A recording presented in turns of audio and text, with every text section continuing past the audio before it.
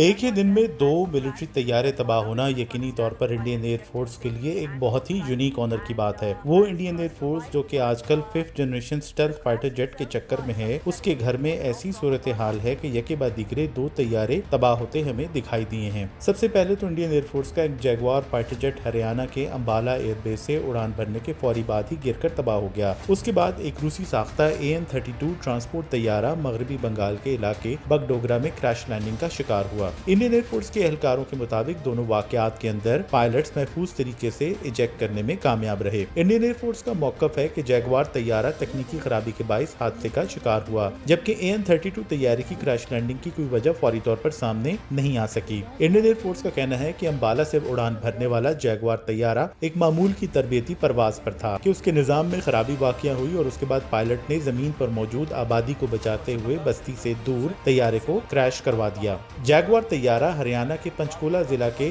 رائے پور رانی کے قریب ایک پہاڑی جنگلی علاقے میں گر کر تباہ ہوا۔ اوپر نیچے حادثات سے یقینی طور پر دنیا بھر میں انڈین ایئر فورس کی جگ ہنسائی ہوئی ہے، لیکن یہ پہلا موقع نہیں کہ انڈین ایئر فورس میں اس طرح کے حادثات ہوئے ہوں۔ انڈین ایئر فورس کے اندر حادثات کا ہونا معمول بن چکا ہے۔ اعداد و شمار کے مطابق گزشتہ 30 برس میں 550 کے لگ بھگ بھارتی فضائیہ کے طیارے حادثات کا شکار ہوئے، جس میں 152 پائلٹس جان سے گئے۔ تباہ ہونے والے جیگوار طیارے کی بات کی جائے تو جیگوار یقینی طور پر ایک British French supersonic jet attack aircraft ہے۔ جیگوار کی بات کریں تو جیگوار ایک British French supersonic jet attack aircraft ہے، جسے برطانیہ اور فرانس نے مل کر ڈیولپ کیا تھا اور اسے کلوز ایئر سپورٹ یا نیوکلیئر اسٹرائک رول کے لیے ڈیولپ کیا گیا تھا۔ یہ طیارہ 1968 میں مینوفیکچر ہونا شروع ہوا اور اسے باضابطہ طور پر 1973 میں انٹروڈیوس کروایا گیا۔ 1981 تک اس طیارے کی پروڈکشن جاری رہی اور آج اسے صرف انڈین ایئر فورس ہی استعمال کرتی ہے۔ بھارتی ایئر فورس میں اس وقت عمر رسیدہ جیگوار طیاروں کے ٹیکنیکل مسائل کی وجہ سے ان کے گزشتہ سالوں کے اندر کئی کریش دیکھنے میں آئے ہیں۔ اس سے قبل گزشتہ ماہ انڈین ایئر فورس کا میراج 2000 طیارہ مدھیہ پردیش کے علاقے شیو پوری میں گر کر تباہ ہوا۔ نومبر 2024 میں بھی انڈین ایئر فورس کا ایک MiG-29 طیارہ آگرہ کے قریب گر کر تباہ ہوا تھا۔ اس وقت انڈین ایئر فورس میں دستیاب ایریل ایسٹس کی حالت ابتر ہے۔ یہی وجہ ہے کہ انڈین ایئر فورس کے اندر آئے روز حادثات بڑھتے چلے جا رہے ہیں، اور یہ بات تو آپ سب جانتے ہیں کہ انڈین ایئر فورس کی منظور شدہ 42 اسکواڈرنز کی اسٹرینتھ کے مقابلے میں اس وقت انڈین ایئر فورس کے پاس صرف 29 سے 30 اسکواڈرنز ایکٹیو ہیں، اور ان اسکواڈرنز کے اندر بھی جیگوار اور MiG-21 طیاروں جیسے بوسیدہ اور کھٹارا ایئر کرافٹ شامل ہیں۔ 2025-26 تک انڈین ایئر فورس کے اسکواڈرنز کی اسٹرینتھ 28 تک گر سکتی ہے، جو کہ ممکنہ خطرات کے مؤثر دفاع کے لیے 42 اسکواڈرنز سے بہت کم ہے۔ اور دوسری طرف آئے روز بھارتی ماہرین پاکستان اور چین کے خلاف ٹرو فرنٹ وار کا